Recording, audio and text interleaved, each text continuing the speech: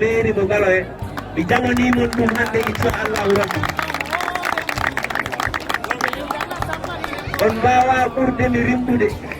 on jogorani kadi ɓurde mi suusde par ce que ko onon jangguinimi no rimdirde no suusirde gila hanki taw hande arani wadde son mbi kam ar daro min darnuma min gardinma mbawammi wiide tan komi jaaɓi par ce que mbeɗa andi ko yumbinta ɗum ɗo ko mbine mon mi meeɗa ƴettude walla on meeɗa jabde ni enen foof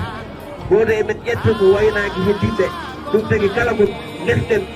koko ɓendata wonan koko uurata wonan koko welata wonata koko weeli yebde wonata te inchallahu rabbi fandare men e mairie o ma en jaa hen so Allah junni balɗe haɗo haɗa haaɗi inchallahu rabbi situation wuuro ngo son ƴeewi gala no wayni tawi goto e men foof hande darima haɓanaade hande yo changement wat yo changement radical wat te oɗon changement neɗɗo goto e yiyandam min neɗɗo goto wawi wadde on changement e sa ƴeewi parcours makko sa ƴeewi to ummi sa ƴeewi guila mon foni suka guilamo jangga a ƴeewi amadad darno makko e gale c'est un acteur de développement ko mbiɗani tan ibo a haali haalga sa ƴeewami ɗum a jooɗima aɗa daara woni no bona a ƴeede responsable uji tan ɗum noon ko ɗum gañƴen ɗum waɗi ummade wonde haɓere wotere wonde caggal amadou donc toɗɗude mo konngol meɗen e guine meɗen e koyɗe meɗen wonanen foof andude noon engagement mo jogui o e billital mo jogui o e tuusal mo jogui o ɗum waɗi en rewde caggal makko ɗum noon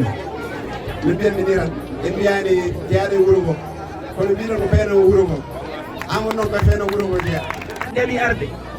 ko onon de onon hoddaɓe ɓe jamma e ñalamo onon galanaɓe onon kam mi ala jobdi moon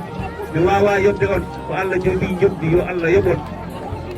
jikke e faanale ɗe joguiɗen ɗe yo Allah hokku en timminde ɗum e waddude ɗum ha no jiɗirɗen ni ha ɓuura ni jorto men ko heddi ko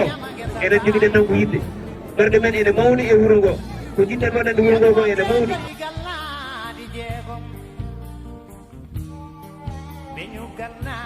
Maria Molo Barogo Demba Sleja no lewri waye ko de nyalal pural no wendi uri hewde waye baali no lampo waye ni